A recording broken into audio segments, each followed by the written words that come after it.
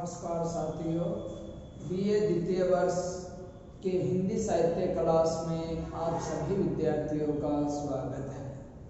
BA द्वितीय वर्ष हिंदी साहित्य में अपने व्याख्या कविवर बिहारी लाल जी के दोहे पढ़ रहे थे। कवि बिहारी हिंदी साहित्य इतिहास की अनुपम निधि के रूप में जाने जाते हैं, जो बिहारी लाल के नाम से भी हिंदी साहित्य में जाने जाते हैं।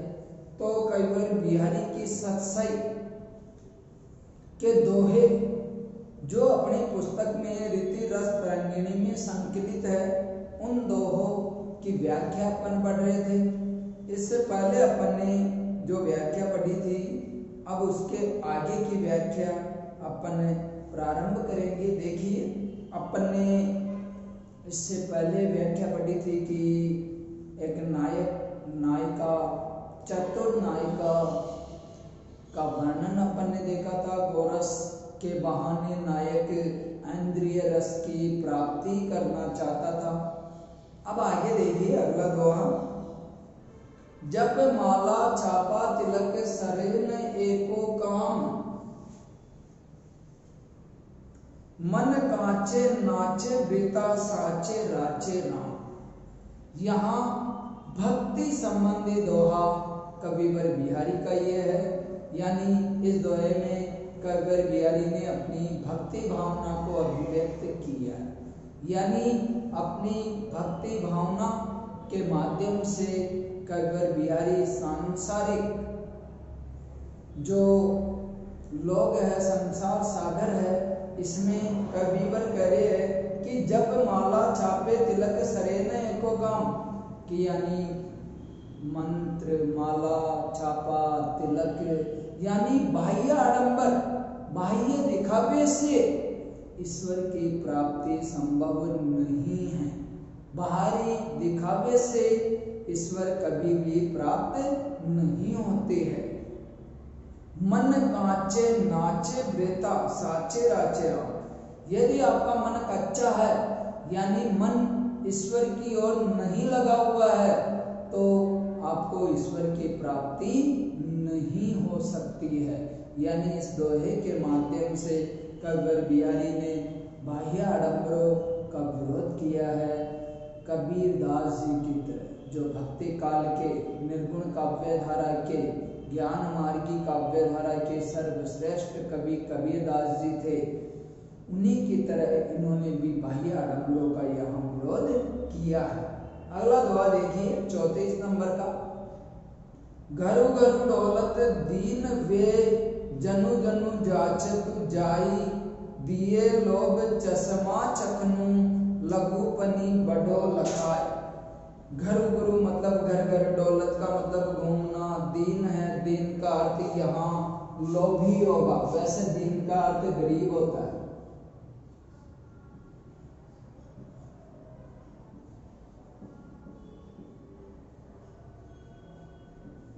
यहाँ दीन का अर्थ अपन लोभी लेंगे कि घर घर दौलत दीन है, जनु जनु जाचतु जाय जाचतु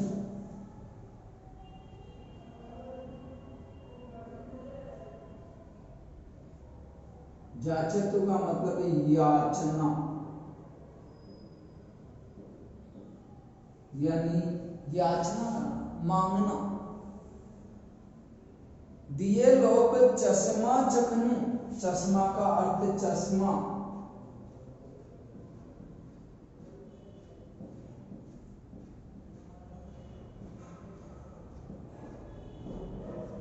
विदेशी शब्द है, हिंदी में अपन ऐनक कह सकते हैं।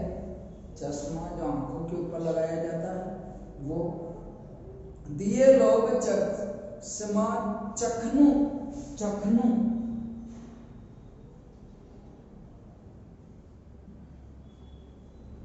चखनु का अर्थ चक्षु, यानी आंख या नेत्र, जो चक्षु अपन कहते हैं।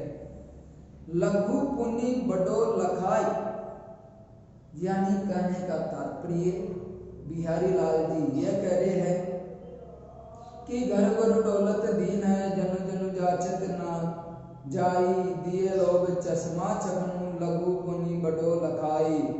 कि जब व्यक्ति की आंखों पे स्वार्थ लालच रूपी चश्मा लग जाता है तो वो घर घर बड़ा ही लोभी लालची दीन गरीब बन के डोलता फिरता है और लोगों के सामने याचना करता रहता है, भिक्षा मांगता रहता है। और उस लोभ लालच के कारण जब वो व्यक्ति याचना करता है, भिक्षा मांगता है, तो उसे कोई छोटा बड़ा नजर नहीं आता है, यानी उसे छोटे व्यक्ति भी बड़े नजर आने लग जाते हैं। और बिहारी जी ने यहाँ एक बात और स्पष्ट की है कि चश्मे में कोई भी छोटी वस्तु भी बड़ी नजर आती है। तो यहाँ कविवर बिहारी ने स्वार्थ के वशीभूत व्यक्ति की आलोचना यहाँ पे की है। अगला दोहा देखिए, आवत जात न जानिए तो तेज ही तजी सिय रान, घर जवई लियो घट्यो खरो पूस दिन मान। यहाँ कविवर बिहारी जी ने पौष के महीने का, जो हिंदी के महीने होते, अभी जैसे कार्तिक मार्गशीर्ष चल रहा है, फिर पौष, फिर माह, फिर फागुन, चैत्र हिंदी का पहला महीना होता है, फाल्गुन हिंदी का अंतिम महीना होता है।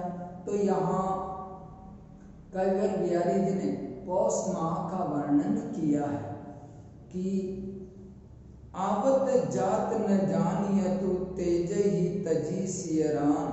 तेज ही का मतलब तेज, मतलब सूर्य।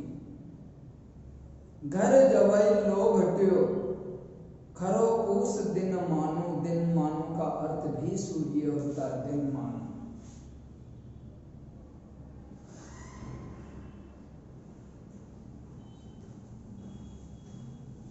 दिन मानो यानी रवि, सूर्य, आदित्य, भास्कर, अपन कुछ भी कर सकते हैं, पर्याय।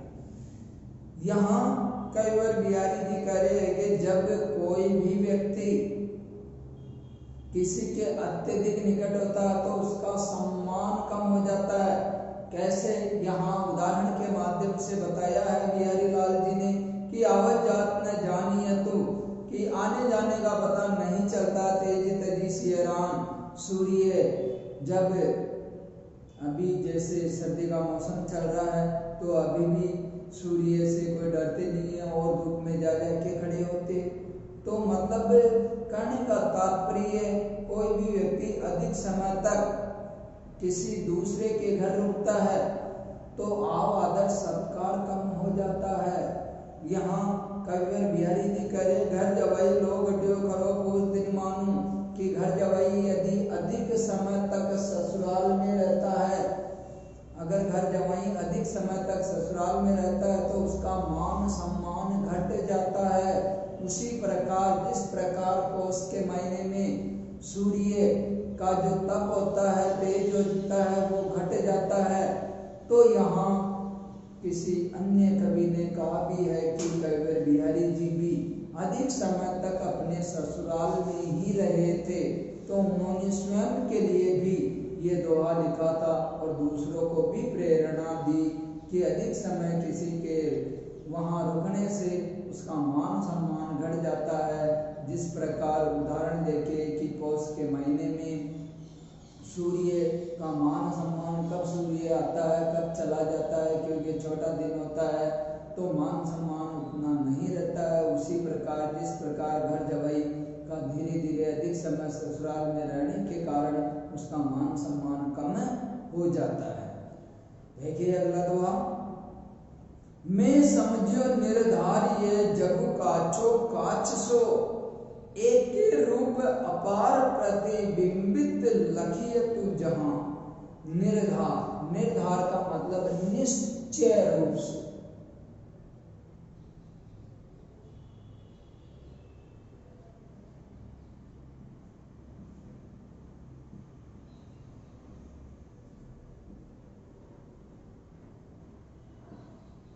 ये कठिन शब्द आपके लिए बहुत महत्वपूर्ण है।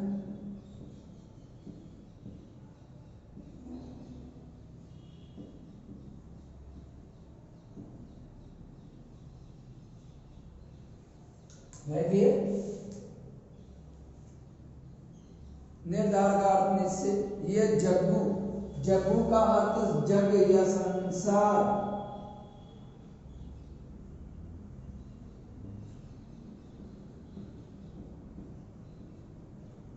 जग्गू का अर्थ संसार, काचो काचो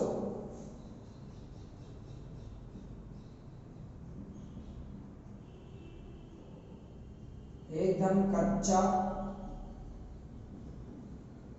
यानी इस संसार को कांच की उपमा दी गई है।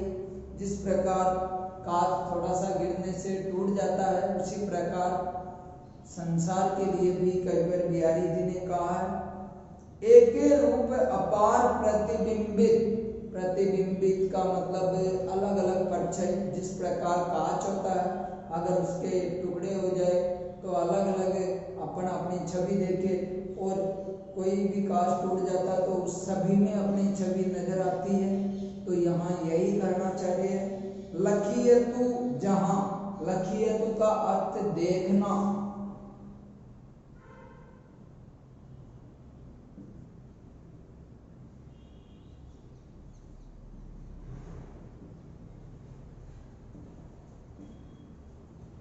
लखियतु का अर्थ देखना। देखिए कविवर बिहारी जी कह रहे हैं, मैं समझो निर्धार यह जगू काचो काचो, कि जब उन्होंने सांसारिक जीवन में प्रवेश किया तो निश्चित रूप से उन्होंने संसार सागर को बिल्कुल निराधार कच्चा कांच के समान मान लिया है। क्योंकि इस संसार में विविध प्रकार की धारणाएं, विविध प्रकार के लोग, भिन्न भिन्न मत लोगों के सुनाई देते हैं और दिखाई देते हैं। तो कविवर बिहारी जी कह रहे हैं कि केवल केवल ईश्वर की भक्ति ही इस संसार सागर से पार लगाने वाली है। मैंने जब इस संसार सागर को देखा तो ये बिल्कुल निराधार है, निश्चित रूप से मैंने जान लिया। एक ही रूप अपार प्रतिबिंब लखियतु जहां, कि जहां इस संसार में जिस प्रकार कांच के टुकड़े होने पे अपना जो रूप छवि आकार प्रकार अपनी फोटो जो होती है, अगर वो कच्चा कांच टूट जाता है तो उसमें अपनी अलग अलग प्रतिबिंब दिखाई देने लग जाते हैं। उसी प्रकार ये संसार अपनी अलग अलग धारणा, अपना अलग अलग मत लोगों के सम्मुख प्रस्तुत करता रहता है। देखिए अगला, बड़े न हुजे गुणन बिनु बिरद बढ़ाई पाई, कहत धतूरे शोकन को गहनो गड्यो न जाई। यहाँ भी कविवर बिहारी जी ने गुणों की व्याख्या की है, गुणों का बखान किया है कि बड़ो न हुजे, हुजे का मतलब हो सकता है,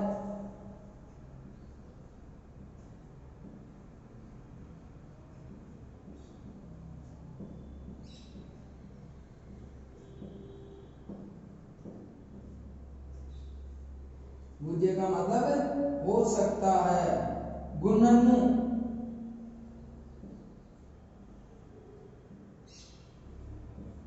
गुणनु का मतलब गुण। बढ़ो न हो जे गुणनु बिनु बिरद बढ़ाई पाए, बिरद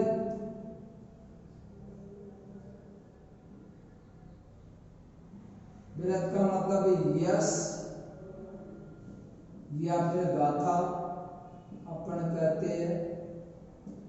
क्योंकि आपने सुना होगा पुराने जमाने में बिरदाई, बिरदाई का मतलब यशोगान, चारण घाटों के द्वारा राजाओं की बिरदाई गाई जाती थी।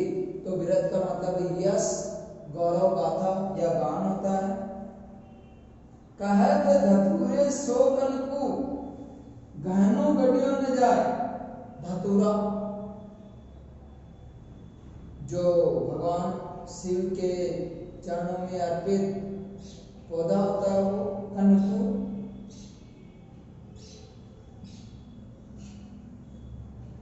कनक, इसका एक अर्थ तो सोना भी होता है और एक अर्थ धतूरा होता है। कनक चनकते सोगुना मादकता अधिकाय या पाए जगत पाए के वा पाए बोराय। ये दुआ तो आपने खूब सुना होगा। देखिए यहाँ कविवर बिहारी जी करना चाह रहे हैं कि व्यक्ति केवल नाम से बड़ा नहीं होता है, कि बड़े न मुझे गुणन बिन बिरद बढ़ाई पाई, कि कोई भी व्यक्ति बिना गुणों के बड़ा नहीं हो सकता है। केवल नाम प्राप्त करने से व्यक्ति बड़ा नहीं हो सकता है। फिर यहाँ कविवर बिहारी जी ने उदाहरण देते हुए कहा है, कहत धतूरे सो कनकु, कि कहने के माध्यम से तो लोग धतूरे को भी कनक कहते हैं और सोने को भी कनक कहते हैं, किंतु कनक सोने से आभूषण बनाए जा सकते हैं, किंतु धतूरे से आभूषण नहीं बनाया जा सकता है। तो बिहारी जी यह कह रहे हैं कि केवल नाम से व्यक्ति बड़ा नहीं होता। व्यक्ति को बड़ा होने के लिए गुण का होना जरूरी है। और बिहारी जी यही समझाना चाह रहे हैं कि बड़े न हुजे गुणन बिनु बिरद बढ़ाई पाई, कि केवल नाम से ही व्यक्ति बड़ा नहीं होता है, उसमें गुण भी होने चाहिए, क्योंकि नाम तो धतूरे का भी कनक होता है और नाम तो सोने का भी कनक होता है। तो धतूरे को कनक करने से वो सोने के बराबर गुणवान नहीं हो सकता है, क्योंकि सोने के तो आभूषण बनाए जाते हैं, किंतु धतूरे के आभूषण नहीं बनाए जा सकते हैं। तो यहाँ कविवर बिहारी जी ने गागर में सागर भरा है कि व्यक्ति गुणों से ही महान होता है, नाम से व्यक्ति महान नहीं होता। तो आज अपन ने 32 नंबर से 33 नंबर से 37 नंबर के जो बिहारी के दोहे की व्याख्या पढ़ी है। आप भी घर पे ये पुस्तक रीति रस तरंगिणी ये लेके अभ्यास कीजिए। इनकी व्याख्या, इनके कठिन शब्द का ज्ञान होना आपको बहुत जरूरी है। तो धन्यवाद। आज की कक्षा यही था।